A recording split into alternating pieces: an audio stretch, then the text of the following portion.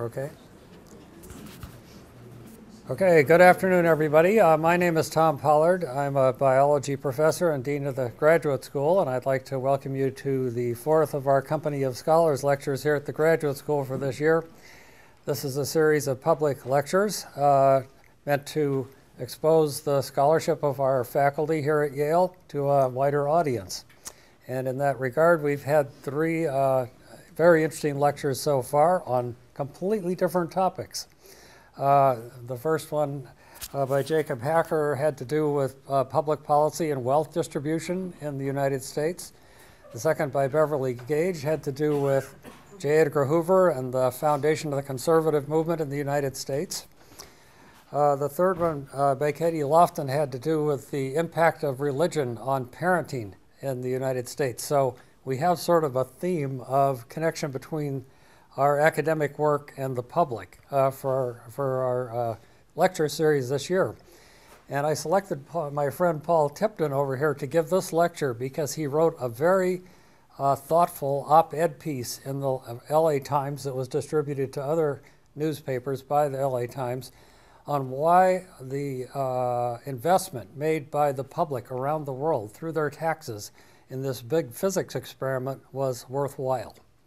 So his topic today is finding the Higgs boson, what our taxes taught us about mass. So let me tell you about Paul. Or he can take the floor in a moment. He has his doctoral degree from the University of Rochester and then went off to UC Berkeley and to the Fermi Lab in Illinois for postdoctoral work, returned to Rochester, rose through the faculty to full professor in 2000, and in 2006 we lured him here to Yale. He's now serving as the Director of Graduate Studies in the Physics Department, and on July 1st, he will be the next Chair of Physics here at Yale. So thank you very much for joining us here today, Paul. And thank you all for coming. Thank you very much. So it is my pleasure to bring news of a momentous discovery in physics. And I'm sure you've heard about the Higgs. Almost everyone, you'd have to really be hiding under a rock or something to not hear anything about the Higgs. So what I'm going to try to do is give a talk that complements what I hope and think you probably already know. I want to start by thanking my colleagues both around the world on the Atlas experiment, of which I'm a member, but also my colleagues here at Yale, Tobias Galling, Sarah, Vitek, and Keith Baker, and also the physics librarian, Kaylee, and Catherine James, who is from the Beinecke. Let me start out with a bit of a warning. So in physics, the big three are space, time, and mass. And as Kramers alludes to, any very important fundamental entity is going to be hard to attach a well-established meaning to. And so that's a bit of a warning. I'm going to try to do that, to define and understand mass at a deep level. And a more succinct way of saying that is that mass is a mess. And Wendy said this in the context of inertial mass versus gravitational mass and the lack of a clear non-circular definition, but it leads to the same idea. So an outline for today is I'm going to give a rather lengthy introduction on the history of mass and how the Higgs relates to that. And then I'll talk about the Higgs search and how we produce and detect the Higgs boson, or what we think is the Higgs boson, what's next at the LHC, and then lessons beyond science, as Tom alluded to, funding, ethics, internationalism, and taxes. So it's going to be a big introduction and a big conclusion with a very little sandwich of the Higgs search in between.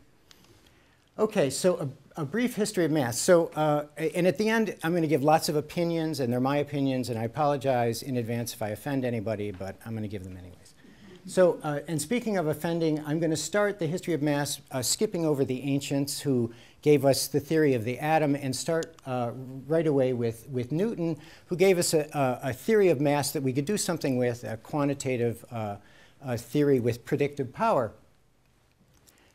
Newton in Principia, the most important of his works, and arguably the most important document in science to date, on the first page of the first book of Principia, he tried to define mass.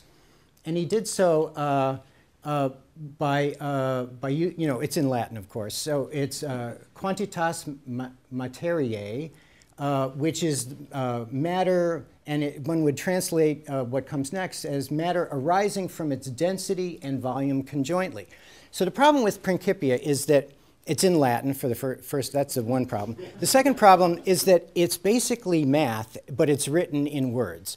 So he didn't basically have the algebraic tools we have, and so when you read it, it's like he's playing charades. I'm thinking of an equation, and he, so in paragraph form, so to translate this into math, which I believe what he was trying to say is that mass is density times volume. That's what most people think he meant by that sentence, which is a bit problematic because density is mass over volume, and so we basically just go around in a circle.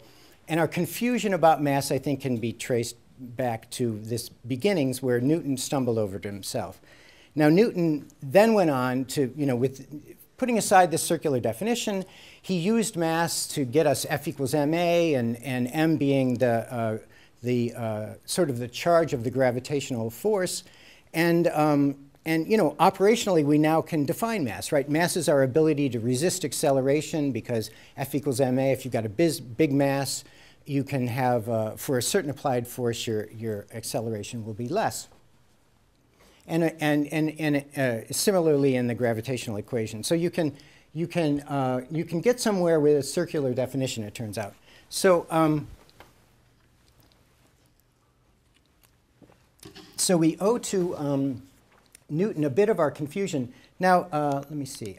Okay, so it turns out that this story has a bit of a local connection. These newspapers like to sell local connections, so I'm doing that now. It turns out in 1713, there was an agent for the colony of Connecticut in London, and his name was Jeremiah Dummer, and his job, among other things, was to gather books for a library for a new struggling college in Connecticut. And he went calling on the head of the Royal Society at the time was Isaac Newton, and he asked for some donation of books. And Isaac Newton in 1713 had a new version, second edition of Principia, and he gave Jeremiah Dummer a copy of that and optics and a few other things. And we have here that copy, courtesy of the author. Now, it turns out this is probably the second copy of Principia that made its way across the pond.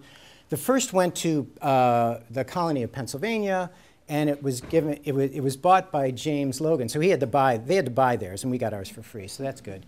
But he read it and devoured it. He went on to become the mayor of Philadelphia, but before on the way of doing that, he taught himself calculus out of Principia, and he devoured it, and he wrote letters about it, and there's scribblings in the margins and everything. It's quite impressive. And I invite you to come and look at this copy and notice how clean it is.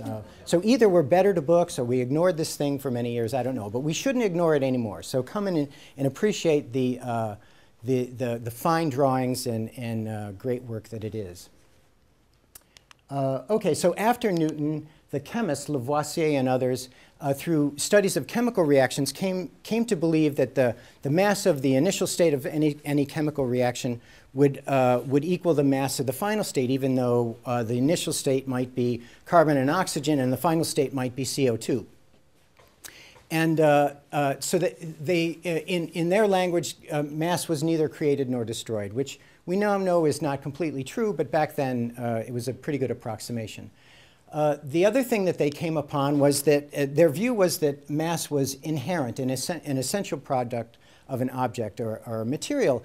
And that's because if you had a mole of hydrogen, it weighed a certain number of grams, and if you had a mole of gas and it didn't weigh that, it wasn't hydrogen.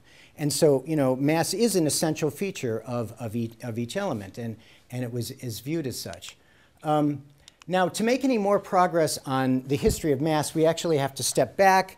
It's 1760 or 1780, and we have to start learning about fields. Now, the word field was actually not used until about 1840, but the idea, was in gestation. And we have Faraday was likely the first one to use it in a scientific publication. So in about 1810, it was understood that one could map out in pictures like this one, how a positive charge would be influenced by other charges. And these maps were curious. They would tell you direction, and if you plotted the density of lines, you could actually get magnitude also. So they were very helpful and convenient, but they really weren't viewed as real. But Faraday was a great experimentalist, and he played with gadgets, and he came to believe that in simple electric circuits, energy was taken out of that circuit to set up a magnetic field, and then when you switched off the circuit, the energy would be dumped back into the circuit. And so for a physicist, if something contains energy, like he came to believe the field did, that was surely real. But he never really said it exactly like that, and he worked mostly with magnetic charges, but the same thing could be stated about, with electrical charges, but the same thing could be said about magnetic fields around gravitational fields around masses. So he came to believe that fields contain energy, and it was Maxwell later who showed through beautiful mathematics that light was comprised of oscillating electric and magnetic fields. And since we all believe light is real, it's not hard then to believe that the underlying fields that are contained within it are also real. Now, one might ask, are water waves really real? Maybe it's just the water that's real, meaning maybe it's the vehicle or the medium for a wave that's the real thing. But Einstein came to take the work of Davison and Germer and others Michelson and Morley and others who gave us evidence that there is no medium for light, that light is traveling itself, propagating, and it travels in the vacuum. And so if these fields are independent of any medium, then clearly they're in and of themselves real, and they carry energy. In fact, later on in general relativity, Einstein told us that matter can deform space and time, and in fact, all forms of energy can deform space and time. So fields alter the space they're in, and so clearly they're quite real. So now we can go back to talk about mass, and we're up to about 1910, and we want to talk about the new idea in 1918 or so that de Broglie had, that if light is both wave and particle, the particulate nature of light was described in a paper by Einstein in 1905. If light is both wave and particle, maybe the electron and all forms of matter are. And by 1925, that had been experimentally demonstrated. So now quantum mechanics is basically telling us that light is made out of a quantized oscillating field. And in fact, all matter is also quantized oscillating fields, but they're matter fields instead of electric and magnetic fields. So now fields have got to be pretty real because they make up pretty much everything around us. In 1935, Yukawa came up with the idea of how we could actually do calculations with this idea, how we might be able to see how one particle influences another, and that is by exchanging a third particle, which incidentally is also made out of fields, quantized fields. So it was Feynman who told us that electric and magnetic forces on the subatomic level for primary particles are mediated by the exchange of photons, and that was the first of what we would call a quantum field theory. So just on a macroscopic level, just as these people, if they were standing on ice, could exert a repulsive force by exchanging a heavy ball, by each pushing against the ball and accepting momentum from the ball. So on the subatomic level, particles can exchange a third particle and influence each other. So that's the basic idea. Then it was Feynman who made these calculations relatively easy. Anybody who's taken graduate quantum field theory knows they're not easy, but they're relatively easy. And there's just one idea then to get us to where we are today, and that is that in the mid-19th, so Feynman did his work in about 1948. And by 55, people were struggling to try to explain the other forces in terms of field theories, to mimic what Feynman did for electricity and magnetism. But it was Yang and Mills who made a big discovery, and that is that the field of mathematics called group theory has a lot of parallels to the algebra of quantum field theory, and to make further progress, they basically said if you find the right group, that will, the rules about how this group behaves will inform the physics. And in fact, if you find the right groups, you'll be instantly able to write down the rules of the physics. And so by 1965 or so, people were able to write down a group that encompassed the known forces except for gravity. And so here's a one-slide summary of what we call the standard model of physics. For those of you who know group theory, that's the group. For those of you who don't, ignore that thing. But basically, that gives us in detail how gluons are exchanged in the nucleus to hold it together, and why the electron that orbits around them is not sucked into the nucleus because it doesn't participate in the strong force.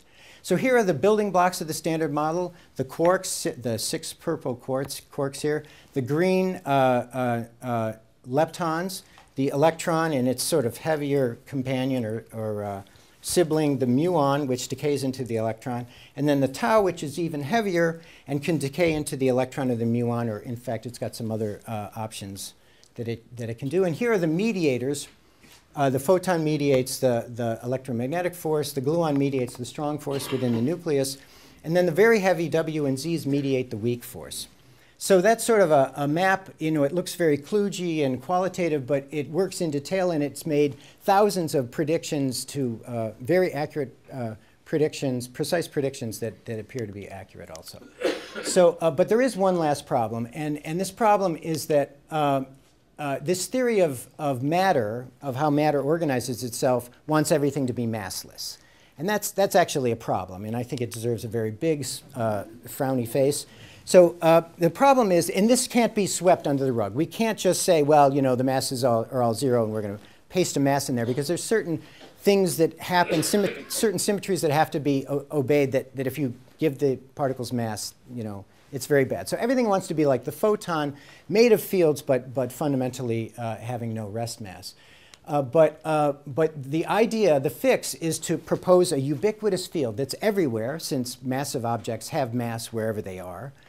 And mass will be generated through an interaction between these massless fields that are the electron or the quark and this ubiquitous field. And dynamically, mass will be generated through that interaction. And if you put that into the theory, it works quite well. And it really, it doesn't look like a kludgy sort of an afterthought, even though it was at some level. So, and the nice thing about this theory is that it has predictive power. It predicts, so that the Higgs works like this. So the Higgs gives mass to objects whether they're moving or not. But the best way to understand it, the best bad example of how the Higgs works is that if the electron moves through the Higgs field sort of like a particle through water, and therefore we interpret it as being very light, but the top quark is very heavy, and it moves through the Higgs field as if it was molasses. And it turns out that this molasses can self-interact and give us the molasses ball, which is the Higgs boson. And it can only do that when it's got enough energy to do that. It doesn't spontaneously make Higgs bosons all over the place. It's got to conserve energy. But it does have this predictive prediction that the Higgs boson should exist. And because the masses of the particles are all wrapped up in this theory, we even know roughly where to look for the Higgs boson. So since I know you're all well educated and have been reading the newspaper, I want to clear up some misconceptions you might have. It was stated in the news last July that the Higgs field is responsible for all the mass in the universe. That is certainly not true. So let's talk about our mass. We're made out of neutrons and protons almost exclusively. And that mass, the mass of the proton, is really not from the Higgs interaction. So the mass of the quarks within the proton are gotten through the interaction with the Higgs. But the proton looks something like this. It looks like 3 quarks that each have the charge of the strong force. So, and it's a very, very powerful charge, so that around it is this intense field, a gluon field. But those gluons are trapped being exchanged in between these quarks.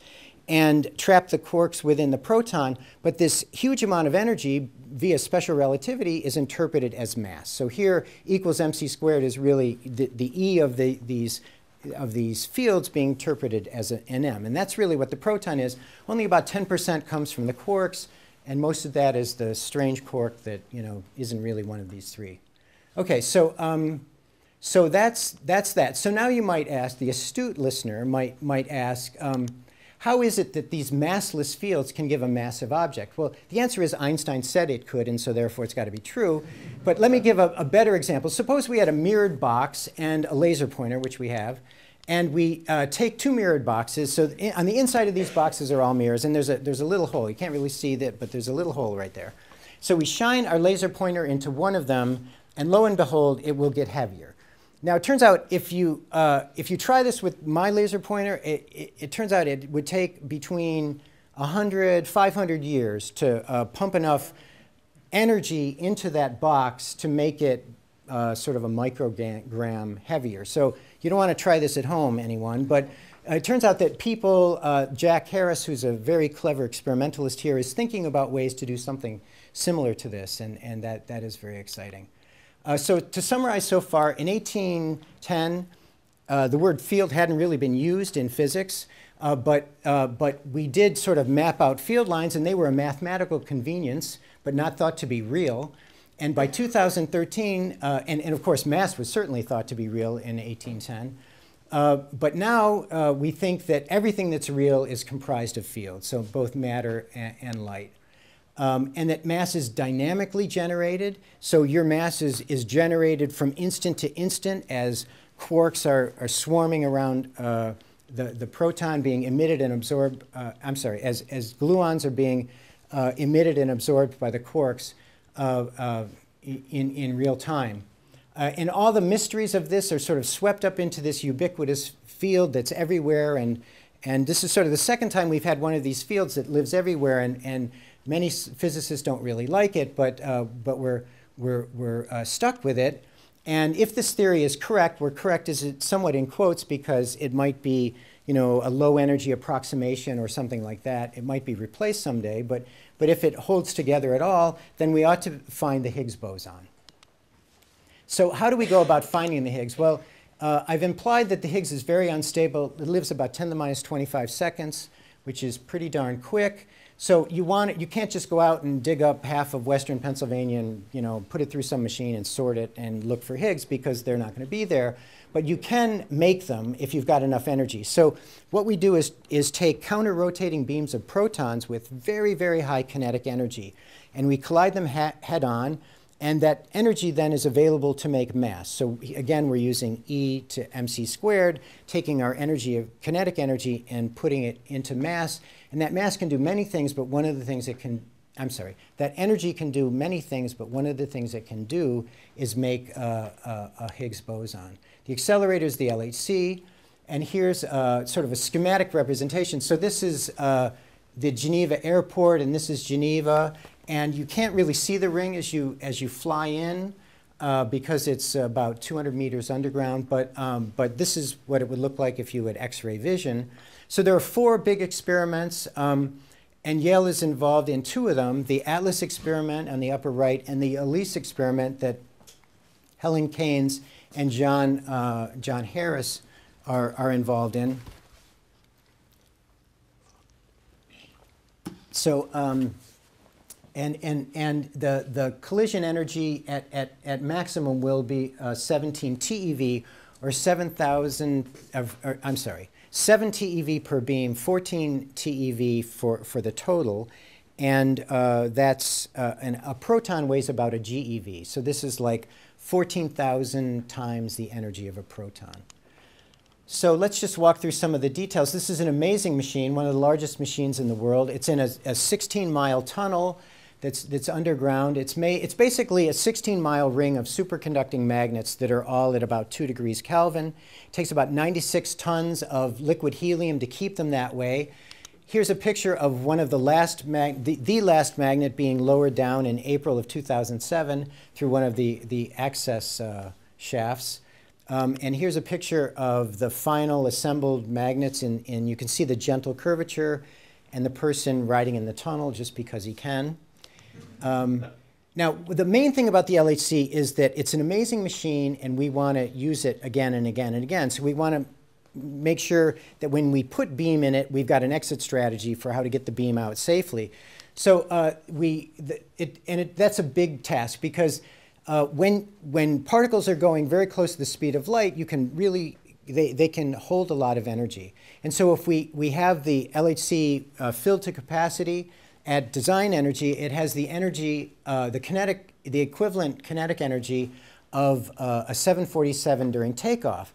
But that's not the only energy that the LHC is storing. There's a huge amount of energy in the magnetic field that's used to bend the proton's trajectory into this 16-mile circle. And that energy is 747 at cruising speed. So one has to be very careful, and we've tried very hard to take care with this machine. So our first data from the LHC, we have collision data from September 2008, when we first started turning on the thing. And collision data, we call it collision data because we're trying to collide protons with protons. But in fact, this was magnet-magnet collisions because our protection didn't really work. So we ended up having an open between two magnets, and that caused this catastrophic magnetic force that repelled the magnets and bumped them. It was literally a train wreck where magnets are bumping into magnets down the chain. And we ruined about 40 magnets, but it turns out we had about 50 spares. And so after readjusting our protection circuitry, in about 10 months we are underway. And now I think it is safe to describe the LHC as the biggest Swiss watch in the world. It's an amazing machine that functions amazingly well. And we owe a huge debt of gratitude to those who did research and development and prototyping and then built it and operate it, because it's an amazing scientific instrument. So the LHC can provide data that will allow us to see the remnants of the Higgs once it decays. But we have to first understand what it should decay into. Turns out that about 80% of the time it decays into things that blend in with the background, with the other things that these high-energy protons can make when they collide. And so we almost by necessity have to ignore most of what the Higgs decays into. But the largest thing that we're currently actually looking for is looking for it to decay into the heavy companion to the electron called the tau. And Emma Ideal and Sarah Demers are currently looking for the Higgs decaying into tau pairs here at Yale and with colleagues at CERN. Keith Baker is working on trying to see it into pairs of the heavy boson, the Z, and a slightly lighter version of the Z it's what we call off-shell because it doesn't quite have enough energy to have its true mass. These are, the ZZ star mode is really a gold-plated mode because we'll be able to reconstruct from these 4 well-measured particles, we'll be able to tell the initial mass of the Higgs. And the last mode only happens, 2 times out of 1,000, but it's to 2 very simple particles, 2 photons, and our energy resolution on photons is very good, and 2 photon events are not that common, so we can, in a very narrow range, hopefully see an excess of if the Higgs is there. So that's our search strategy. Here's a picture of the Atlas Detector that Yale is involved in. When I started in high-energy physics, you could put an experiment in a room, a normal-sized room, and then experiments were sort of the size of a small house, and then they got to be the size of a big house. And this is more like a city block. These are people here, and they're not miniature people. It's a couple 100 million electronic channels. It takes many scientists to prepare those, to prototype them, and bring them into existence, and then operate it. We have about 1,000 graduate students and lots of other things on it. Let's try to briefly explain how it works.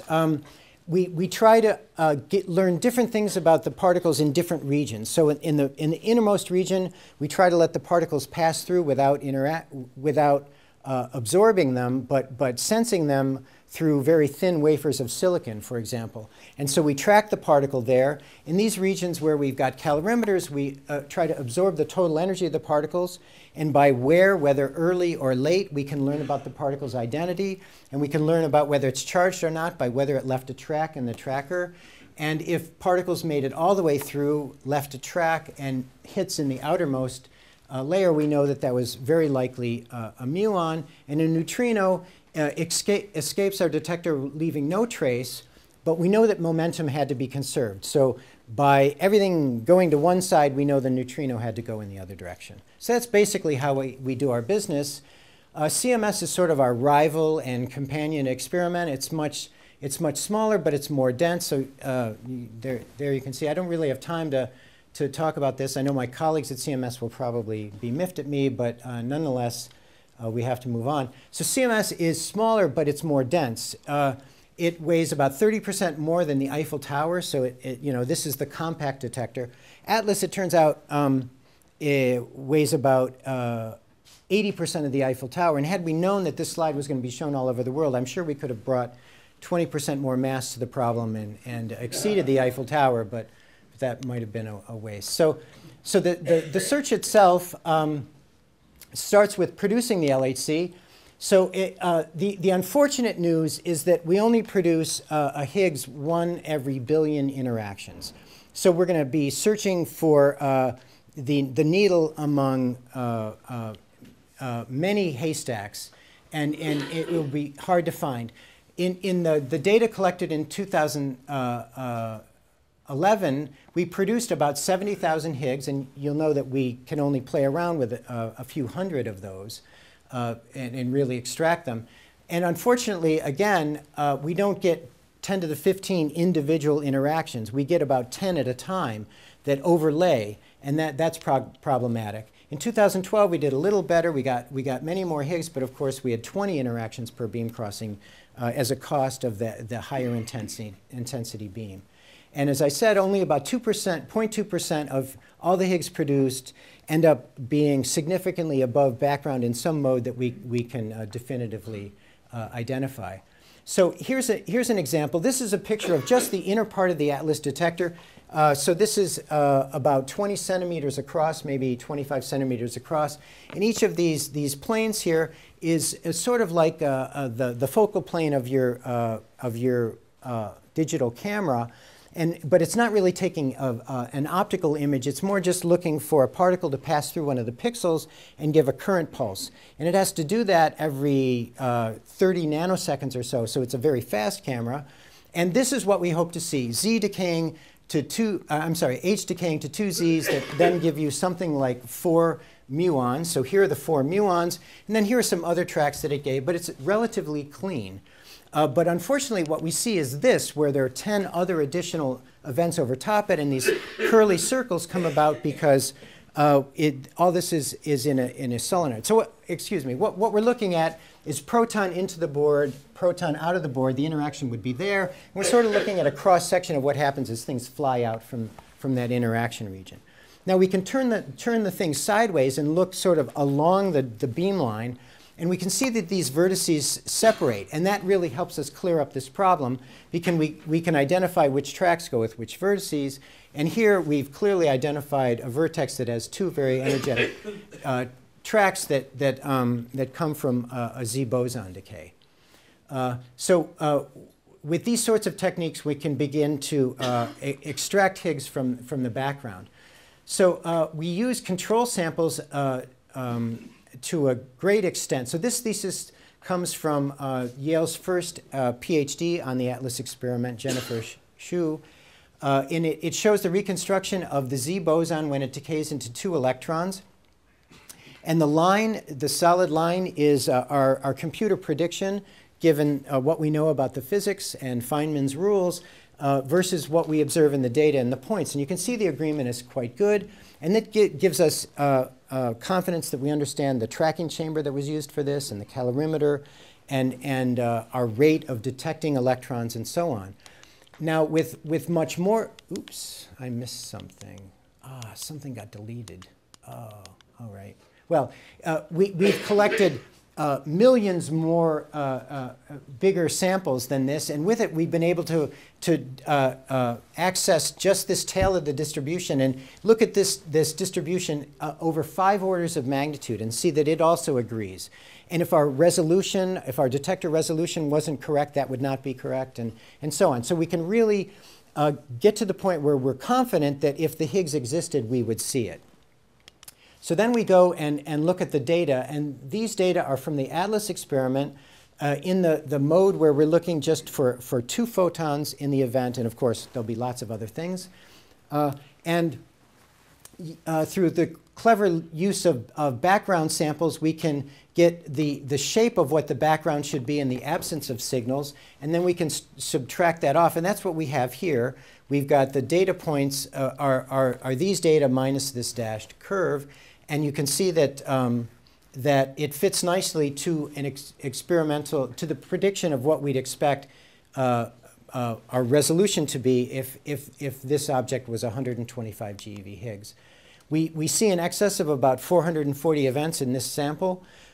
We expected about a 3 standard deviation effect, and we observed actually a 6 standard deviation effect. So we observed about 80% more Higgs than we expected.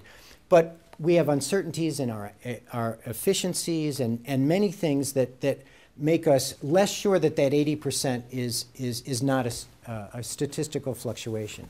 So it'll take more data for us to really understand that. And in fact, with new data, these numbers are coming down to closer to what the standard model is predicting. So in a second independent set of data, we're looking for the Higgs decaying into 4 leptons in the ZZ star mode that Professor Keith Baker's looking at. So this mode is very nice. It's almost self-calibrating. This peak down here at the bottom is the Z decaying to 4 leptons, which it does rarely, but it does do quite frequently and much often, more often than the Higgs. And we can loosen up our selection criteria to get more of them because it's relatively clean. And again, we can compare it to what we expect, and the rate is almost exactly as we expected it to be, and the resolution is quite similar. So that lets us know that if the Higgs is there, we ought to see it. And in fact, if you focus here at 125 GeV, we've got an excess in plus or minus 5 GeV of 125. We see 18 where we expect only 8.3, and that's about a 4 standard deviation effect. Now, our companion experiment, CMS, sees lovely 2 photon data and also 4 lepton data that's consistent with ours and consistent with a statistical excess at the same mass. And so in terms of statistics, this is not in doubt. We found something new, and that's very exciting. So the question is, are we finished? The first thing, we certainly have discovered a new object, and the question is the standard model complete? Is this a particle that would complete it? And that would charge us to go and measure properties. So if it is the standard model, then Higgs, then we know what it will decay into, and we know certain angular distributions of what those decay products should be, and we can test those against what we expect from the standard model. So far, the indications are that this is consistent with the standard model Higgs. However, we can further and in great detail study what it decays into, at what rates, and how it does that, how it's produced and how it decays, and through what are called quantum fluctuations within the Higgs before it decays, we can probe much higher energies than we can directly. So this is sort of the birth of a new field of physics. And in addition to that, the standard model, as successful as it is, has some rather serious flaws of omission, because it doesn't talk about dark matter or dark energy, which dominate the universe we live in. And it also has some technical problems. It predicts, it has some almost nonsensical calculations within it that lead us to believe that those calculations must be wrong, that some new phenomena must come in and change how we do those calculations. And those new phenomena would be new particles or new forces. And we believe they're within our experimental reach, hopefully within the reach of the LHC as we go up in energy. But of course, that's not guaranteed. So let me first summarize the scientific lessons from what we've learned. We have a relatively complete picture of mass. You know, we're good at hows, but not so good at why, so I put complete in quotes. It's a beautiful picture of mass. It's very elegantly described by quantum mechanics.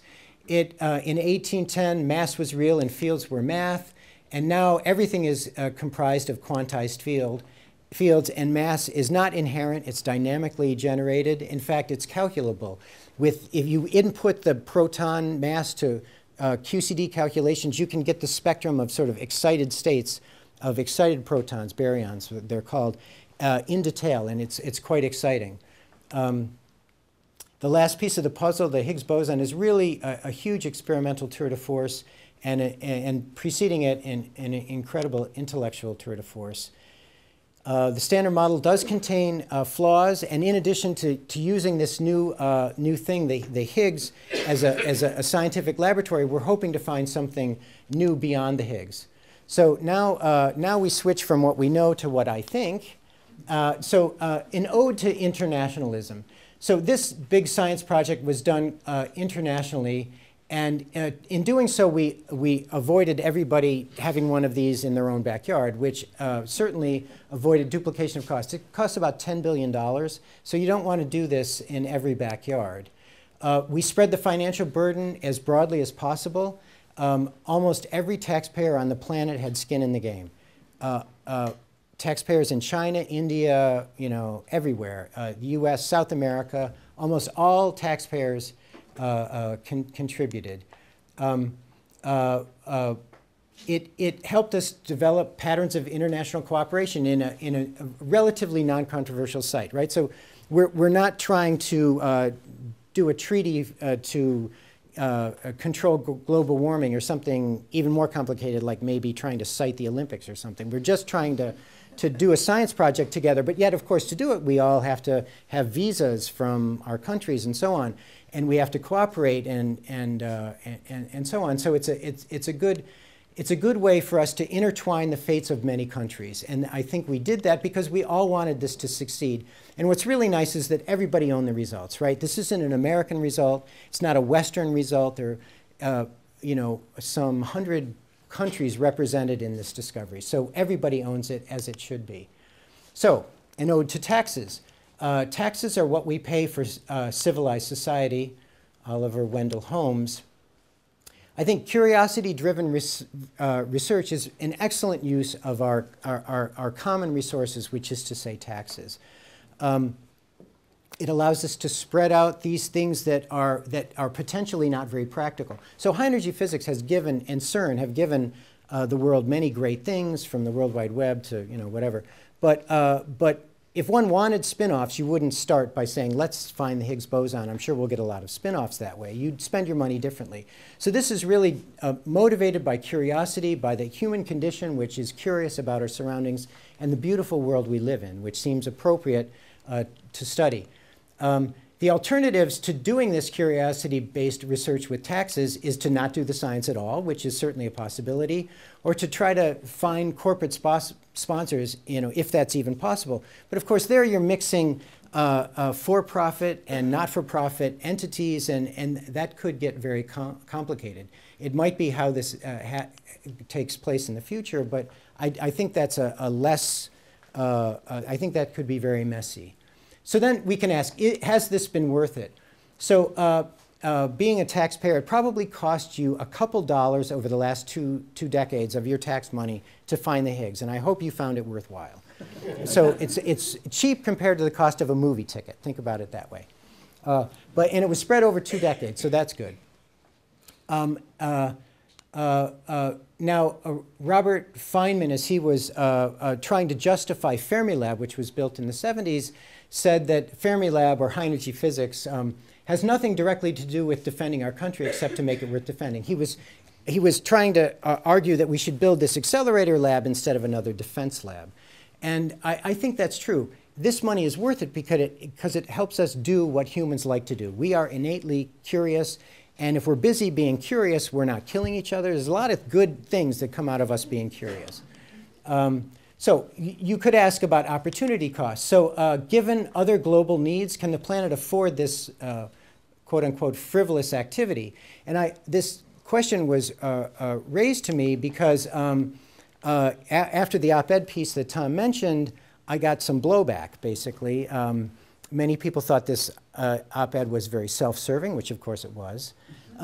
But others said, you know, I got one email in particular that said, I wonder what Professor Tipton would say to the 25,000 parents who lost children due to preventable diseases today. And that, of course, is a very serious question that we have to address. And so after some thought and a glass of wine, I answered the gentleman, and we had a give and take that was actually quite useful. So one way of addressing this is that it's not obvious that poverty and preventable disease are financially limited anyway. It's probably war and corruption that keep that from happening. And you know, many will argue with him, but Jeffrey Sachs says that of order 0.7% of the GDP of the developed world could, and using it wisely, could end poverty. So people can argue with that, but that's a ballpark figure. Now, that should be compared to 4.7% of the GDP we spend on defense and 0.01% that we spend on particle physics research. So if Sachs is right, you know, you could cancel all of high energy physics and you wouldn't do much to help us out of the mess we're in. Okay, so my second to last slide, I just want to spend a minute doing a funny sort of mental exercise. So in my field, we do what are called pseudo experiments. We simulate samples of data with computer-generated models, and we do this millions of times to try to you know, understand the breadth of possibilities and the statistical nature of what we're about to see. So these are called pseudo experiments, and I want to imagine running human history a million times as we run our experiments a million times on the computer. So this is something we can't actually do, but it's a Gedanken experiment. It's something that Einstein would have us think about doing. An experiment you can't really do, but you'd like to do. So we've been around for about 200,000 years. So let's try to replay this 200,000 years many, many times, say 1,000,000 times. How often in those 1,000,000 times would we get to develop symbolic culture in a written language? So symbolic culture has probably been around for 100,000 years through maybe ornamental jewelry and things like that probably express something symbolically. To written language, that's probably more like 20,000 years, I think. I hope I have that right. So it's relatively late in our 200,000 years history. It might be that we never would have gotten to it in 200,000 years. Would we reach the Bronze Age? Would we be able to manipulate money? Would we get to indoor plumbing? This is on many people's minds, I think. You know, this is a huge human advancement. Would we get to the scientific method? I note that we've only had the scientific method for 500 of those 200,000 years. So you could well imagine that humans could have been around for 200,000 years and not got to the scientific method, which of course would mean we wouldn't get to special relativity and nuclear power, which is bad, but of course we wouldn't have been able to blow ourselves up, which is good. So it's amazing that we've gotten this far and we haven't blown ourselves up.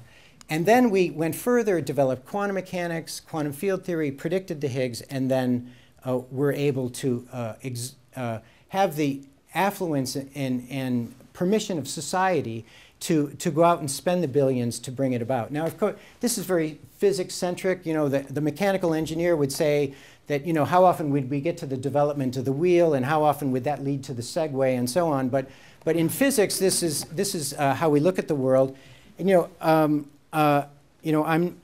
I'm really not sort of a Mr. Rogers type. I'm much more like the two grumpy guys in the back of the room in the Muppets, you know. But I do have to say that you know, up with people, right? We got it right this time. It's very self-serving for me to say that what I was involved in is sort of the pinnacle of human society.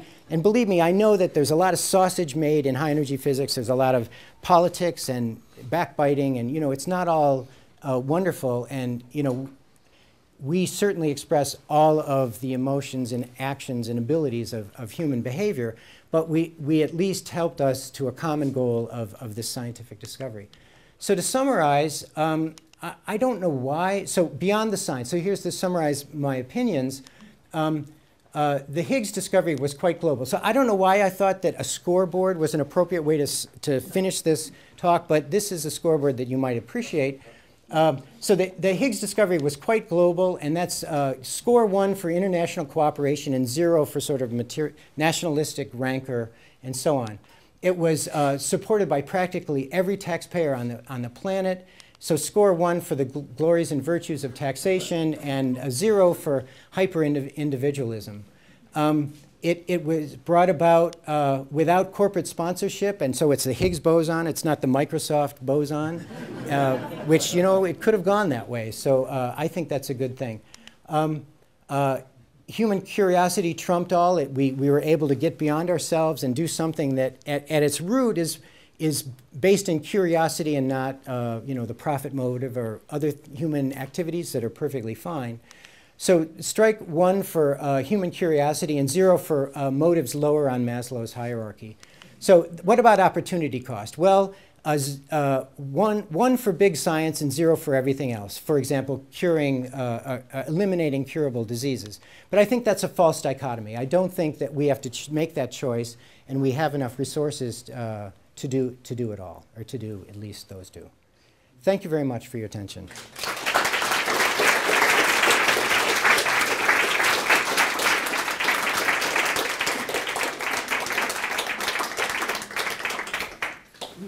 Okay, I know Paul would be delighted to answer your questions, so please. Yes, Michel. So in one of your slides you said non-controversial. Isn't that a bit dangerous?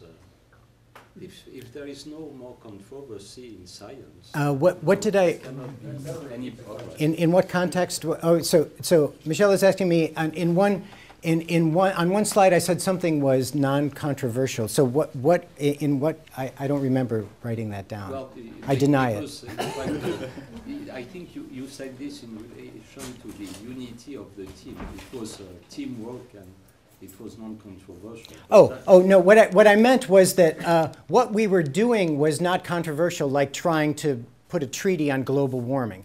We were all deciding. We had all signed up to try to find to do discovery physics at the LHC. So in that sense, it was not controversial. We weren't at odds over our basic premise for why we were in the room at most days. So in that sense, it was not controversial.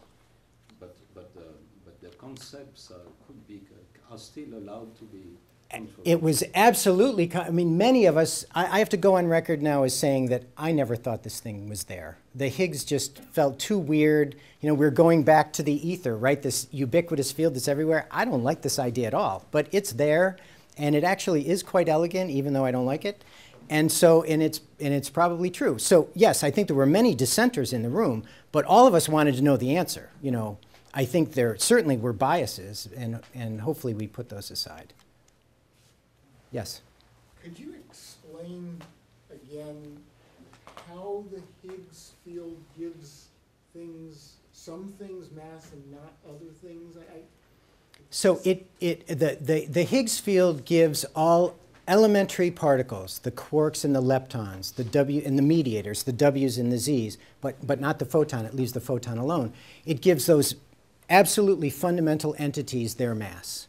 How does it do that? So just like in Argo, I can give you our best bad analogy. You know, the best bad analogy is that we move as particles move through this ubiquitous ether, it's like a drag force, and that the drag is proportional to how strongly the particle couples to the Higgs field. And so heavy objects couple strongly, and light objects don't couple strongly and move through it quite well. Now the flaw in that argument, the flaw in that analogy, is that the Higgs gives mass to objects whether they're moving or not. This is not about resisting acceleration or resisting motion. So it is a flawed argument, but it's the best flawed argument we have. You can pick. I can pick. Yes? I have a couple questions. The first one is, so you're saying that moving through the field is what gives objects mass. Is that related to Einstein's theory, or that the faster objects are moving, the more mass they have? Or is that unrelated at all? So the question is this related to Einstein's ideas about time dilation is moving through the Higgs field like that? And the answer is no, for the exact reason I just said, that objects have mass whether they're moving through the Higgs field or not. It increases. I mean, massless objects have like photons if they're moved, or Massless objects like photons don't even know the Higgs field is there. It's like a neutral object not knowing that there's an electric field there, right? But That's the idea is that if objects are going to move near the speed of light, they're going to be a lot more massive, right? I mean, isn't that? to us, but of course not to themselves. Okay, so Like, it's not. yeah, so there is some observer now who thinks you're moving very close to the speed of light, but you obviously don't think you're heavier than you normally are. So, Okay, and then my second question is, so you mentioned the three big things are time, space, and mass, but what about energy in general? I mean, where does that come? yes. So the question is, I mentioned space, time, and mass as the big three, and you said, how about energy? And the truth is, the best definition of mass is that it's a very common form of energy, and it's the most common form of really, really dense energy, right? So it appears to be anomalous, but it's actually, and it perhaps is because it's also the charge of gravity. So it probably is special, but yes, it is just a form of energy. And general relativity is a theory of gravity, but it's also a theory of how energy couples to matter and to itself. Then, sorry, what about dark energy though? I mean, because the idea is that that's causing matter to move away from each other. So how would that work with the? Oh, so the question is about dark energy and how that works, and I can answer that very easily. We don't know how dark energy works. With the Higgs? Yeah, that would be an excellent PhD thesis. For all of you following along at home, write that down. That's a great topic. So there's a lot about dark energy that we have just begun to touch. Yes, Peter. So in astronomy, we often also do big projects, but then big project might involve 5 or 10 students, and we have a hard time often finding out what they all can do and still have like a productive thesis and a productive life and a happy outcome. And even when there's 2 students doing the same thing, we sometimes worry, how does that compete, etc. Now, Atlas alone had 1,000 PhD students. So how does that work? What is the sociological aspect? Yeah, so the question is about the sociology of large experiments. How is it that we can have 1,000 graduate students and know what each is doing and be able to advance their careers by understanding what they do individually? And you said that in astronomy, we really don't like to have a student do, 2 students do the same topic. And that's true in high energy also. There are hundreds and hundreds of interesting things to do within Atlas. Rarely do we have students doing exactly the same thing. So I showed you sort of what are called the cut and count. There's other people who are doing this with neural nets.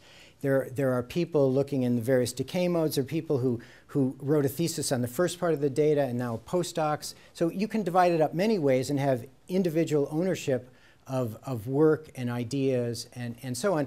What we have to do is rely on letters of recommendation, because you can't just point to a publication list, because as Tom pointed out to me, I have 850 publications, and that's an embarrassing number.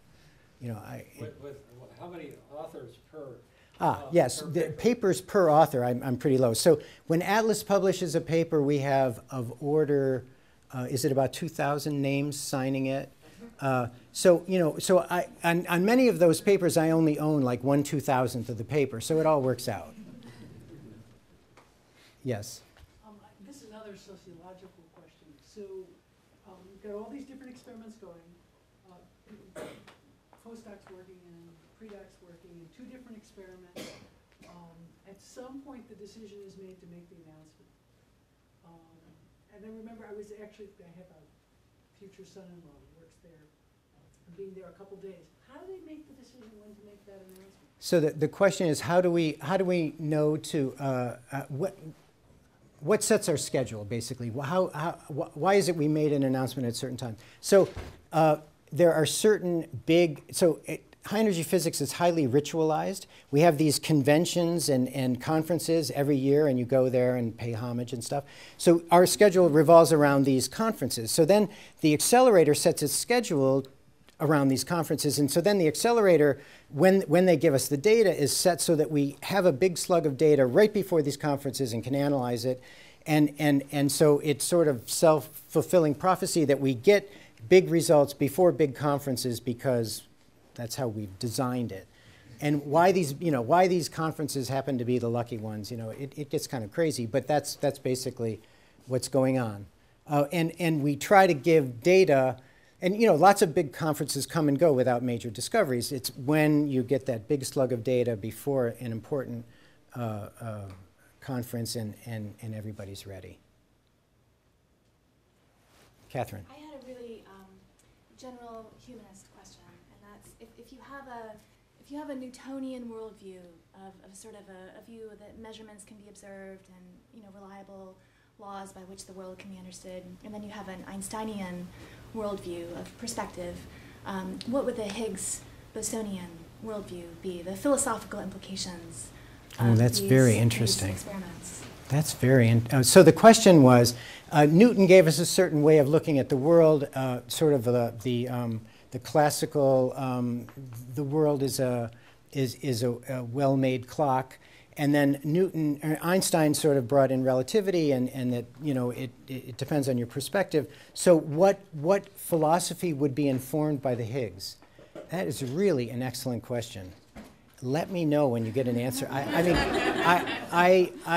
sure it's just short-sightedness on my part, not being able to come up with something. But and maybe in 50 years it'll be obvious, and people will laugh at me for not knowing the answer.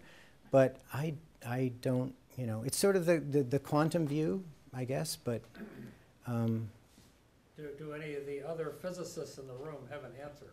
I think you said it, the quantum world. Right? Yeah, the quantum world, that things are understood statistically, but in the high statistic limits, you get back what Einstein and Newton would have predicted. And so it's a radical departure. We can't tell where each electron is going. In fact, the electron doesn't even have a position until you measure it. So that's sort of crazy making in a different way than Einstein was crazy making. But in the end of the day, you make measurements and compare it to theory, and it's all good. These are great questions. Let's have two more. So Paul, you can. Yes. Go back to your sociology question. Okay. Years ago, the French mathematics community dealt with these 2,000 authors by having Bourbaki, which was a publisher. Why don't the physicists do that? So the question is, why don't we solve this issue of big authors the way the French mathematicians, big groups of authors the way the French mathematicians did? And I would say that getting all those French mathematicians to make a decision is anomalous. I mean, for us to be able to get it in a room and make a decision, I've actually been in the room where we tried to do things differently. Let's just have first author be the graduate student, but then which grad? If there were two graduate students, they contributed, so it just gets messy. And again, it's sort of this is our best worst idea, right? It's our best bad idea. And the astronomers do it differently and perhaps better. They do get together to do these big projects, but then when they publish in small groups. In high energy, we do our work in small groups, but then everybody is on it. That's why I have 850 publications. In truth, I'm only doing 2 or 3 serious publications a year with my group, and those really count, and those are the ones I highlight, and so on. But yeah, we're stuck with this system, unfortunately. Yes, blue turtleneck. Oh, I'm sorry. No. We got to go with the yes. I was wondering what you think about all the public attention to the experiments and the Higgs in general. If you're surprised in any way, if you think it's distortive in any way, what your take is on that. So the question was I surprised, or did I have was I surprised about the level of attention, and did I feel like it was perhaps bad? That's also a very good question. I was surprised. I mean, I was involved in a fairly big discovery in 1994 at Fermilab, and that was a big deal, and I was really at the center of it. And it was huge. There were lots of articles, and I thought it was great. This is so much bigger, and I had no idea it would be so much bigger. And so I was surprised. And do I think it's bad? I mean, you paid for it. You know, don't read the newspapers if you don't want, you know, don't go to the movie, right? You paid to go to this movie. You paid to make this movie, but you don't have to go to it. So you can ignore it. I thought it was good. I thought, you know, there were aspects that were bad, like always harking back to the God particle, which, you know, is flamboyant. You know, that was invented to sell books, and it did. But it hasn't served us well. And so that's probably the only aspect of this that has been negative. No, I think it's good for science. I think it's good. Can you borrow the mic here? We're sharing one mic here. So let me, on behalf of the entire group, thank Paul for this lovely talk that really got us up to speed on